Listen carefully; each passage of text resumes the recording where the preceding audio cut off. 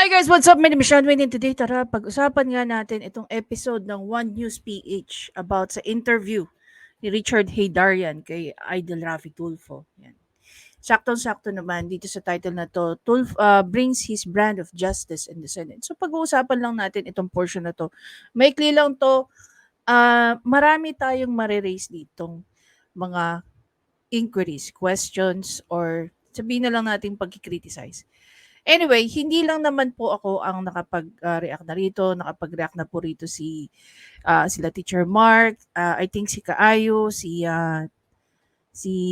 what's the name of that? I think Attorney Libayan nakapag-react na rin tungkol dito, nagbigay na ng commentary.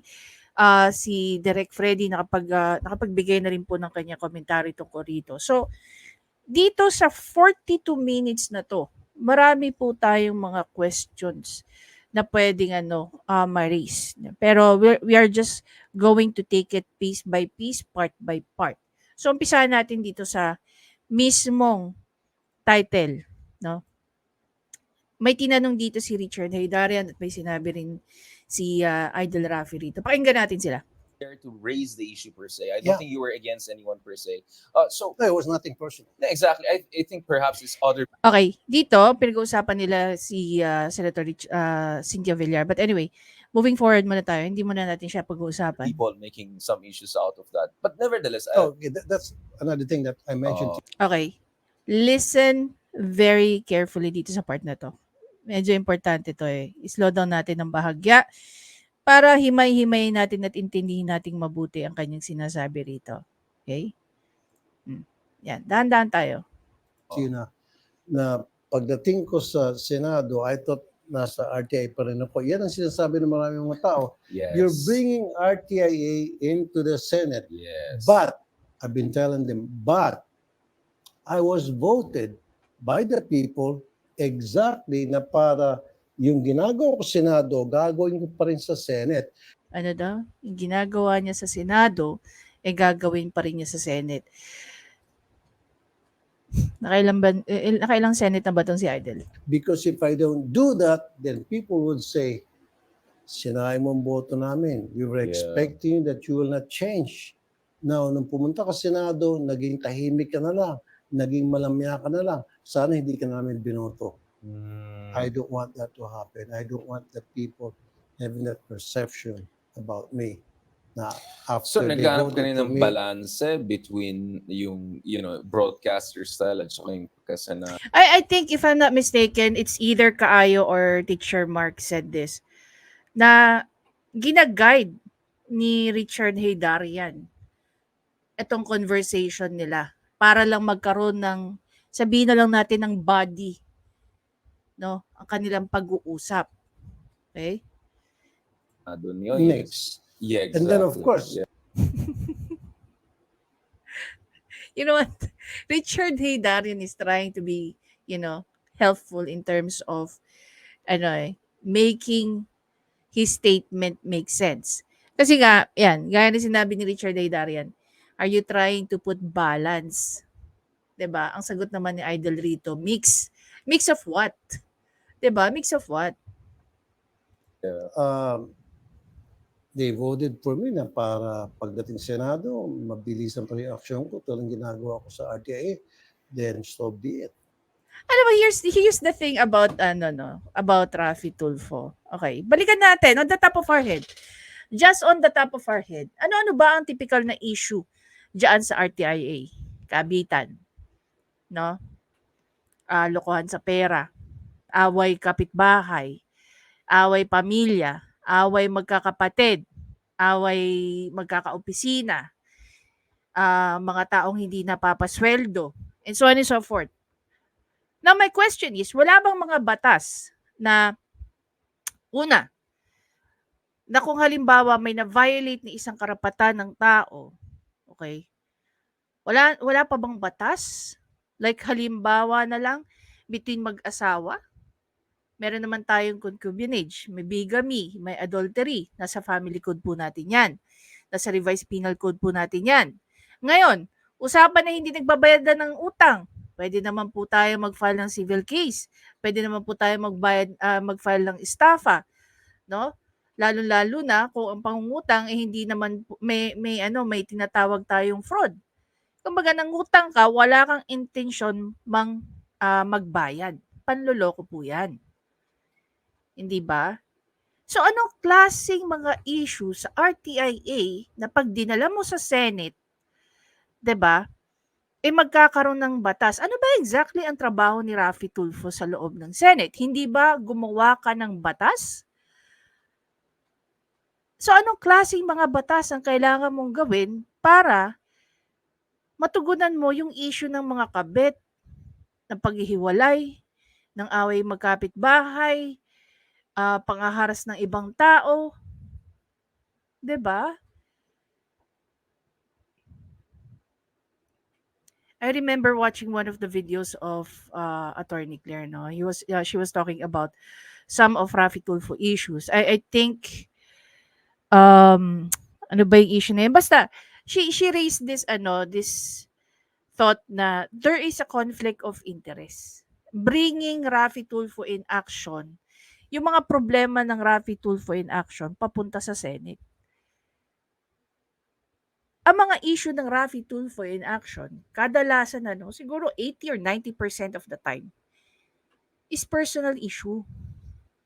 Hindi siya national issue. On the top of that, maliban sa personal issue siya, meron tayong mga batas na pwede mo nang ma-utilize, no? You can file cases, I remember saying this. Alam mo yung kwento nung angkas driver? Anong ginawa ni Raffy Tulfo? Binitbit niya sa Senate. Waste of time. Ano ba dapat sana ang ginawa niya? Just like what I suggested. Bakit mo binigyan ng pera yung tao? 'Di ba? Actually, in-expound na yun ni Attorney Claire. No? Pinakamaganda sana ang ginawa ni Idol, binigyan niya ng abogado, pinakasuhan niya yung tao. Tama. Baka hindi lang 50,000 na makuha ng tao na hinihingi niya. Imagine the trauma na inabot ng taong yon, no? Nung victim ng angkas driver. So, asan yung angkas driver ngayon? 'Di ba?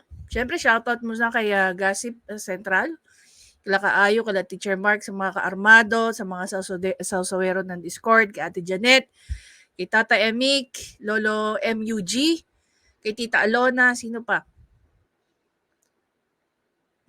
Kanina nga pala guys, kasama ko si Coach Jared. Hello, hello. So, ayun nga guys, no, kung kayo tatanungin ko, ano ba ang pwedeng gawing batas ni Raffy Tulfo sa pagbitbit niya sa mga typical na issue na nakikita at napapanood ng tao dyan sa RTIA? When in fact, may mga nag-i-exist ng mga batas na pwede nang immediately ma-utilize. And one thing lang na napapansin ko, no, kung papakinggan natin mabuti to si Idol, Dali, pakinggan natin siya rito sa sinasabi niya here. Kahit na maraming mga magagalit sa akin, magbabash, ginagawa mong RTM programa mo, so be it. Ano, ginagawa niyang RTIM programa, Diyos ko. Kanina sabi niya, dinadala niya raw sa Senado, yung daw sa Senado, dinadala niya sa Senate. Tapos ngayon, ano daw? Balanse between yung Then so be it. Ano daw? Tahimik ka na lang. Naging malamya ka na lang. Sana hindi ka namin binoto. I don't want that to happen. I don't want that people having that perception about me. Na So after they naghanap ka voted rin for ng me, balanse between yung broadcaster style at saka yung pagkasenado niyo. mix. Yeah, And then exactly. Ewan ko. Naintindihan ba ni Idol yung tanong dyan ni Hidarian? Of course, Yeah. they voted for me na para pagdating Senado, mabilis ang reaction ko talang ginagawa ko sa RTIA. Then so be it.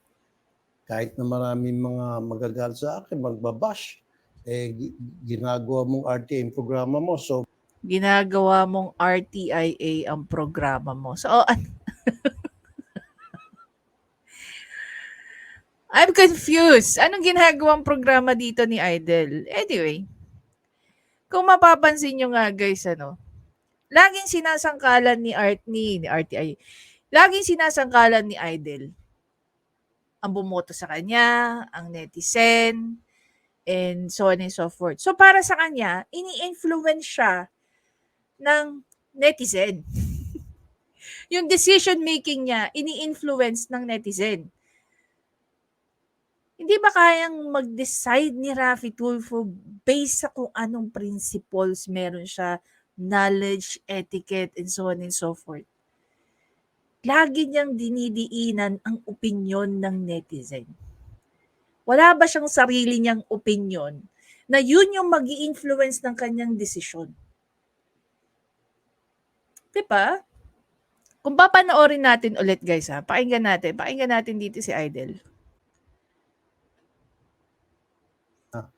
Na Ito pagdating guys, ko no? Ito. Pakinggan natin mabuti. Kasi naalala ko yung sinabi ni naalala ko yung sinabi kagabi ni Attorney Libayan sa isa sa mga live niya.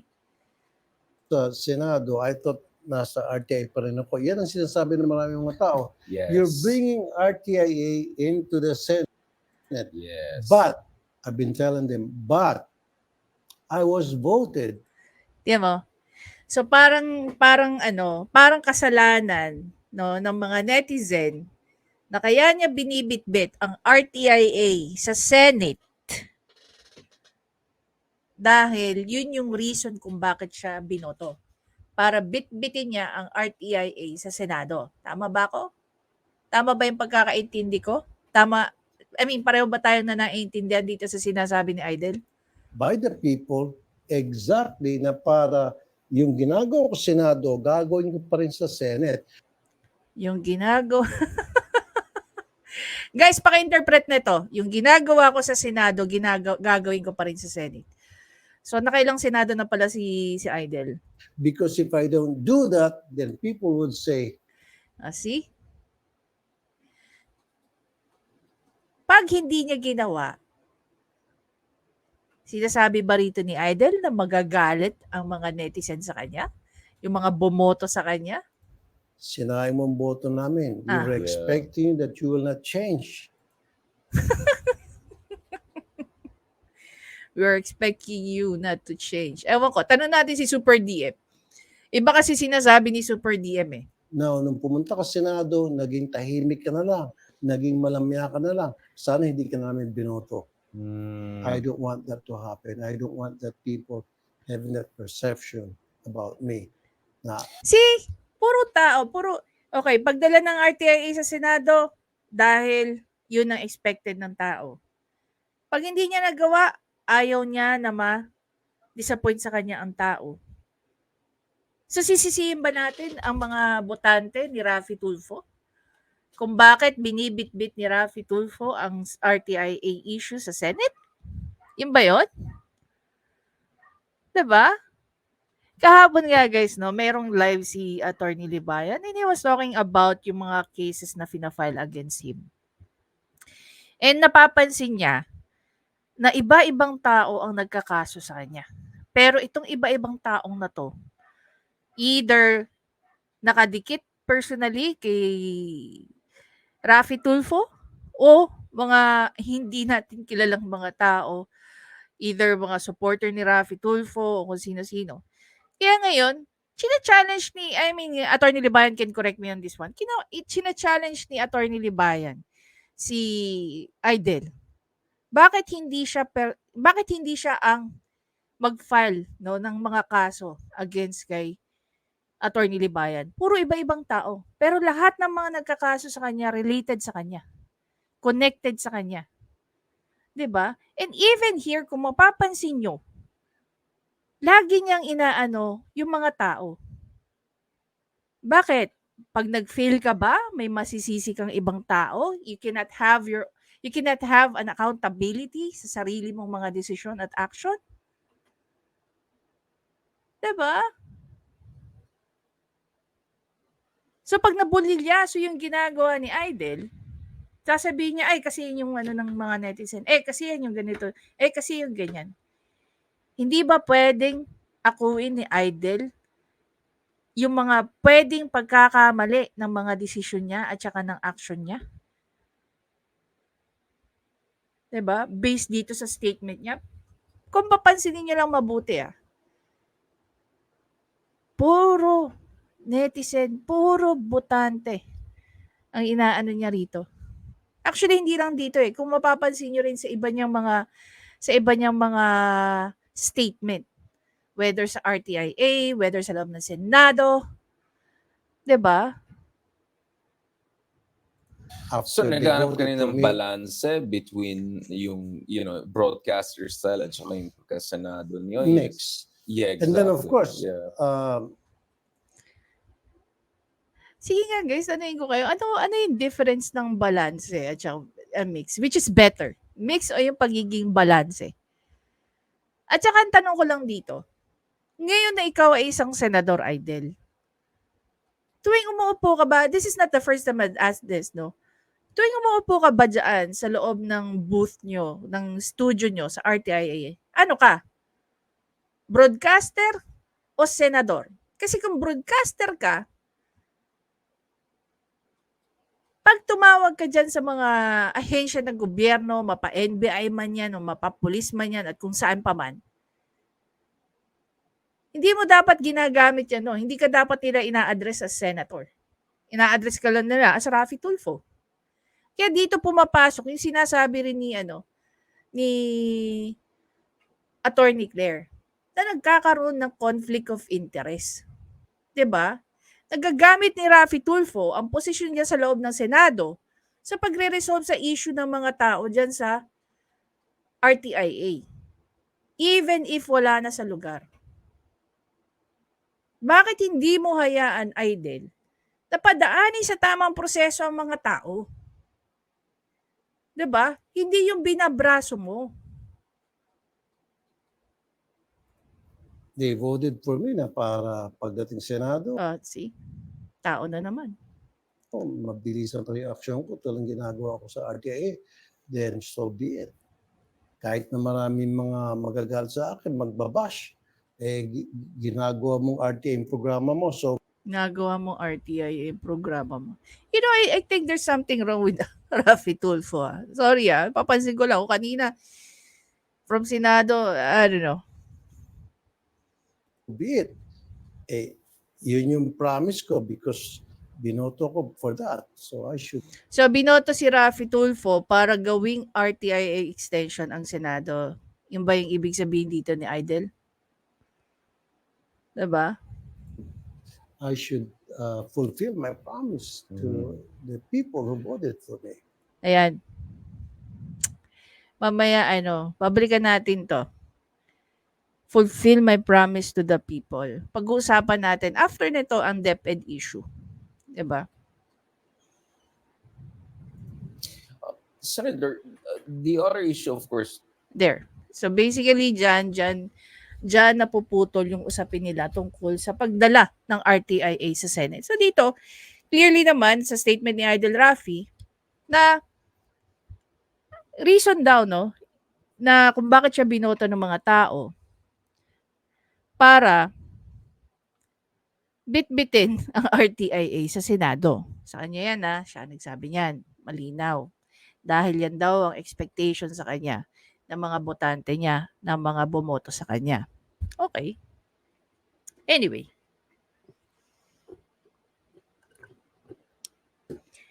Gaya nga ng sinabi ko, ang pinaka-main trabaho ni Raffy Tulfo is mag-legislate. Mag-pass ng bill, mag-propose ng bill. And again, yung mga issue dyan sa loob ng RTIA, meron ng mga batas na nabalangkas para tulungan itong mga biktima. Wala akong nakikitang kakaiba so far since umupo si Raffy Tulfo. 'Di ba? Na kailangan niyang gumawa ng batas para may ma-resolve siyang issue. Meron ngang isang batas, sinabihan niya pang ng stupid law, 'di ba? Which is yung batas na binalangkas ng walang iba kundi ni Senator Jinggoy Estrada.